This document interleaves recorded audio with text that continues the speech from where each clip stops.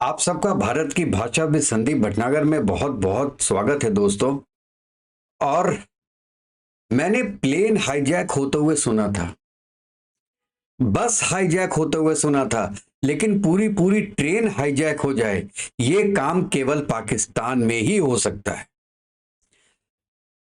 Innocent लोग, बच्चे, औरतें किडनैप होते हुए सुने हैं, लेकिन इवन पुलिस वाले भी किडनैप होते हुए सुने हैं, लेकिन 250 आर्मी वाले किडनैप हो जाएं एक ट्रेन के अंदर, ये मैंने आज तक कभी नहीं सुना था दोस्तों। हाँ जी, मैं बात कर रहा हूं कि जो जाफर एक्सप्रेस का जो हाईजैक हुआ है पाकिस्तान में, इसके बारे में मैं लेटेस्ट इंफॉर्मेशन तो आपको दूंगा। उससे पहले मैं बताना चाहता हूं आपको कि एक तो यह है कि बलूचिस्तान का इतिहास क्या है बलूचिस्तान, बीएलए कैसे बना, बीएलए की पाकिस्तान आर्मी से क्या दुश्मनी है, बीएलए की पाकिस्तान से क्या दुश्मनी है और चाइना से क्या दुश्मनी है, और ये मेरंग बलोच ये कौन है जिनको कि नोबेल पीस पुरस्कार के लिए नमोनीत किया गया है दोस्तों। तो शुरू करते हैं, और शुरू करने के पहले मैं रिक्वेस्ट करता हूं कि जिसने भी मेरा चैनल सब्सक्राइब नहीं किया है वो प्लीज मेरे चैनल को लाइक कीजिएगा, सब्सक्राइब कीजिएगा और बेल आइकन जरूर दबा दीजिएगा, जिससे जैसे ही मैं कोई नया वीडियो डालूं तो उसका नोटिफिकेशन दोस्तों आपके तक पहुंच जाए। अच्छा, बलूचिस्तान की हम बात करते हैं। ये बलूचिस्तान आज का नहीं है दोस्तों, ये इंडस वैली सिविलाइजेशन के टाइम से ही बहुत इंपॉर्टेंट रहा है। हड़प्पा और मोहनजोदड़ो के आसपास का एरिया, ये यहां पे बलूचिस्तान का कल्चर बसता है एक्चुअली। और यहां के जो बेसिकली लोग थे वो नोमैडिक थे। नोमैडिक कहते हैं कि केवल घूमने वाले, खाना बदोश जिसे कहते हैं, खाना बदोश। और वो ज्यादातर जो लाइव स्टॉक होता है उस पर डिपेंड करते थे, जानवर, मतलब जानवरों की तरह ही रहते थे बेसिकली। ये आप एक बात मेरी मान ली, क्योंकि पढ़ाई लिखाई थी नहीं वहां पे ज्यादा। इवन अलेक्जेंडर द ग्रेट, जो सिकंदर भी यहां आए थे। और ये कब आए थे? ये 330 बीसी के पास आए थे यहां पे लड़ने के लिए दोस्तों। अब यहां पे क्या हुआ कि इस्लाम का इन्फ्लुएंस ये 7th और 18th सेंचुरी के बीच में यहां पे हुआ था, जिसमें अब मैं बहुत ज्यादा डिटेल में आपको नहीं बताऊंगा, लेकिन यहां पे एक्चुअली जो लोकल ट्राइब्स आई उसके बाद, जैसे रिंद है और लशेरी है, ये लोग बहुत ज्यादा पावरफुल बन गए थे यहाँ पे। और यहाँ पे 7th सेंचुरी के आसपास करीब ये इस्लाम का प्रभाव जो है वो बढ़ने लगा था दोस्तों। 1939 में ब्रिटिशर्स ने बलूचिस्तान के को इसलिए एक बहुत स्ट्रेटेजिक पोजीशन मानी थी क्योंकि ये इंडिया और अफगानिस्तान के बीच में लाई करता था।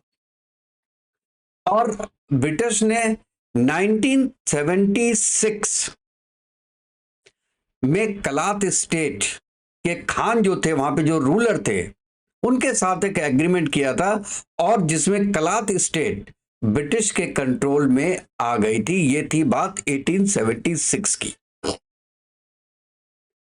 अच्छा, उसके बाद इसके छोटे छोटे प्रिंसली स्टेट बने। उसमें कलात है, मकरान है, लसबेला है और खराम है, ये सब चीजें हैं। अब जल्दी जल्दी बढ़ते हैं। 15 अगस्त को 1947 को जब इंडिया और पाकिस्तान का पार्टीशन हुआ, तो जो कलात स्टेट के खान थे उन्होंने कहा कि हम ना इंडिया के साथ जाएंगे ना पाकिस्तान के साथ जाएंगे, राइट। अच्छा, 12 अगस्त 47 को कलात ने अपनी इंडिपेंडेंस घोषित कर दी भाई साहब, 15 अगस्त के पहले ही। लेकिन 27 मार्च 1948 को, मतलब करीब 1 साल 6 7 8 महीने बाद इंडिपेंडेंस के, पाकिस्तान आर्मी ने कलात पे हमला बोल दिया और उसको जबरदस्ती पाकिस्तान का पार्ट बना लिया और उनसे लिखवा लिया। जो कलात के चीफ थे उनसे लिखवाया, उनसे कहा गया कि आप नहीं लिखेंगे तो हम आपको मार देंगे। अब यहां से स्टार्ट होती है बलोच लोगों की रेसिस्टेंस। वो कहते हैं कि हम पाकिस्तान का हिस्सा नहीं है, हमें जबरदस्ती पाकिस्तान का हिस्सा बनाया गया है और हमारे जो नेता थे उनसे जबरदस्ती साइन कराया गया। अब यहां से शुरू होता है बलोच रिबेलिएशन और ये जो सेपरेटिस्ट मूवमेंट है ये शुरू होती है 1948 में। इन्होंने किए 1958 में किया, 63 में किया, 73 में किया, 2004 में किया और 2000 के आसपास बीएलए और दूसरे separatist group full fledged war इन्होंने छेड़ दी पाकिस्तान आर्मी के अगेंस्ट में। अच्छा, सीपैक के प्रोजेक्ट्स हैं उनके अगेंस्ट में हैं। अब हम दूसरी बात करते हैं कि ये बीएलए क्या है। बीएलए जो है ये एक आप कह सकते हैं मिलिटेंट ग्रुप है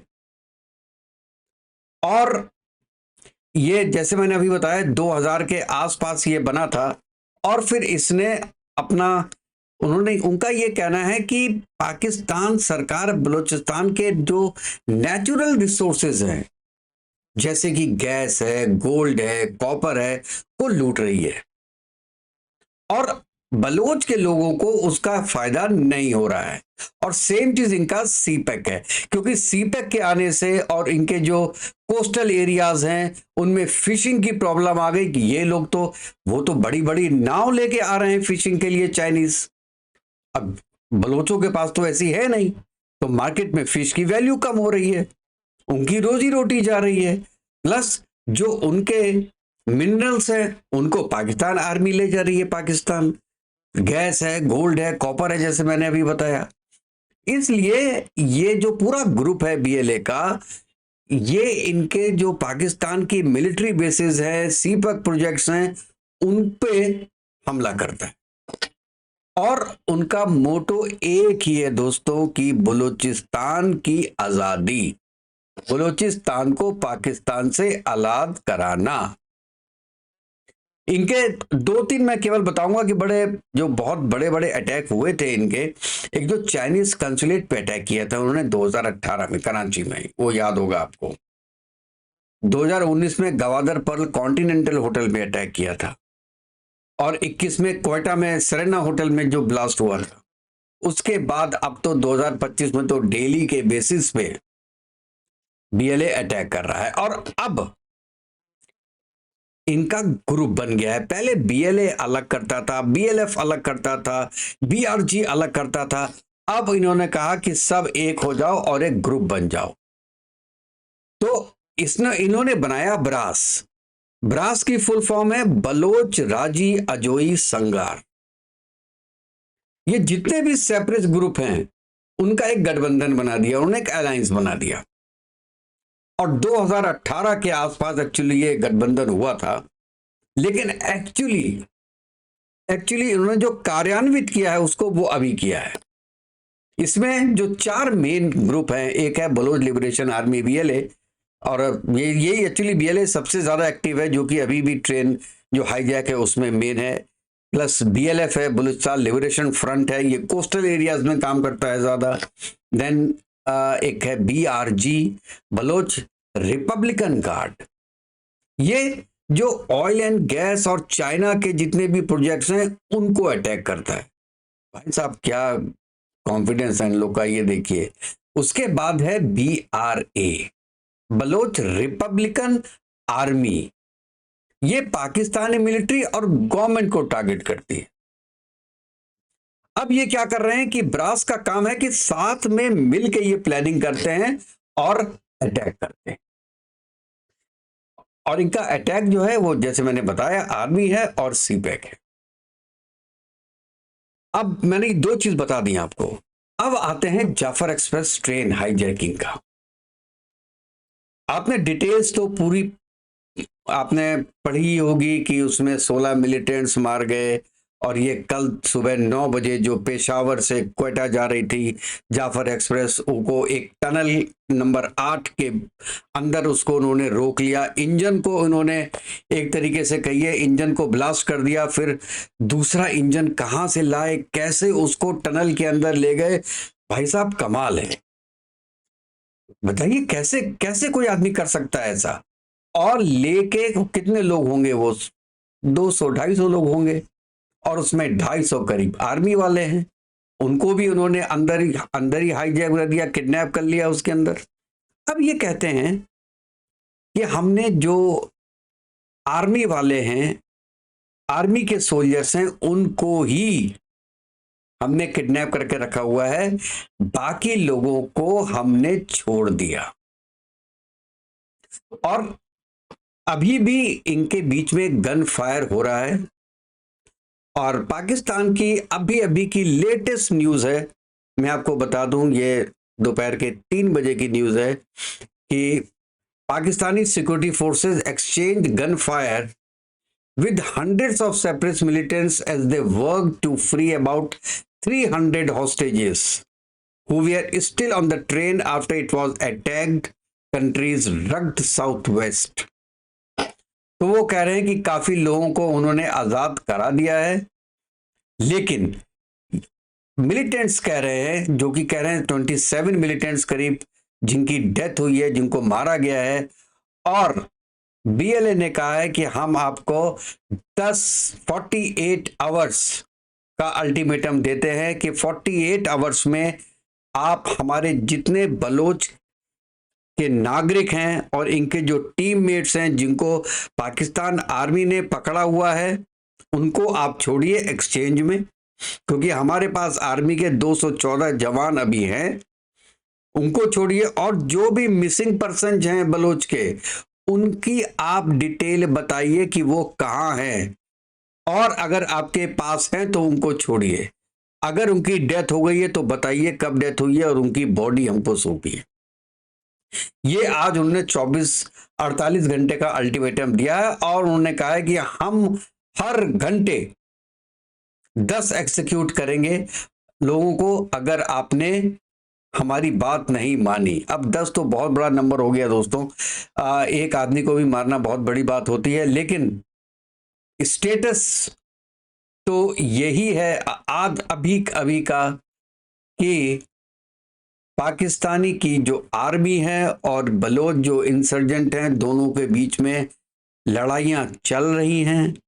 दोनों की तरफ से अपने, अच्छा ये लोग फियादीन हैं, और फियादीन जो होते हैं, मतलब आप जानते हैं, वो तो जैकेट उन्होंने पहन रखी है, और जब उनको लगेगा कि अब कुछ भी नहीं है तो वो अपने को खत्म कर देंगे, और साथ में जो भी 50-60 लोग आसपास होंगे वो भी खत्म हो जाएंगे।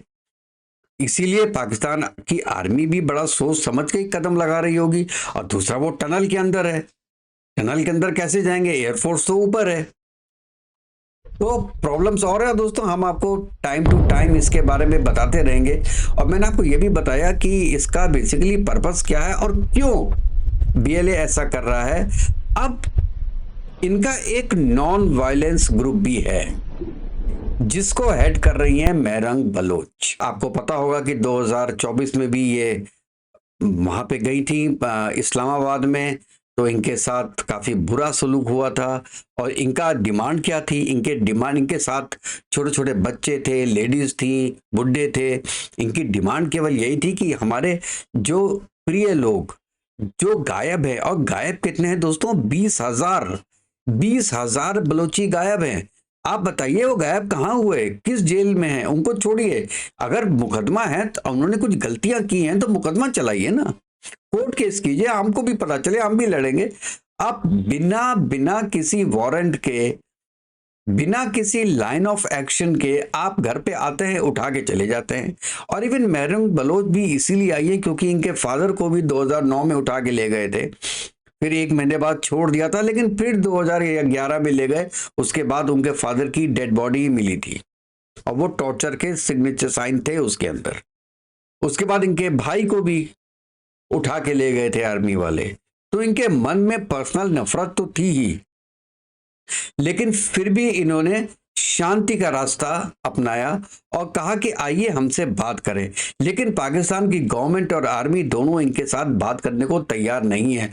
और सोने में सुहागा, ये पाकिस्तान आर्मी और पाकिस्तान के मुंह पे सबसे बड़ा तमाचा है कि उनको मेरंग बलोच को 2025 में नोबेल प्राइज की जो कमेटी है उन्होंने रिकमेंड किया है ग्लोबल पीस अवार्ड के लिए। इनको नोबेल पुरस्कार मिलेगा या मिल सकता है फॉर पीस, जिसको पाकिस्तान की गवर्नमेंट ने आतंकवादी घोषित किया हुआ है दोस्तों। तो दोस्तों देखते हैं कि आगे ये ट्रेन हाईजैक कहां जाता है। शायद आज रात तक कुछ ना कुछ सॉल्यूशन इसका हो जाए, फिर हम दोबारा इसके बारे में आपसे बात करते हैं और अपनी नज़र भी हम बनाए रखते हैं। जैसे ही कोई बड़ा अपडेट आता है इसका हम आपको बिल्कुल उसको देते रहेंगे। तो तब तक के लिए दोस्तों जय हिंद, जय भारत, वंदे मातरम।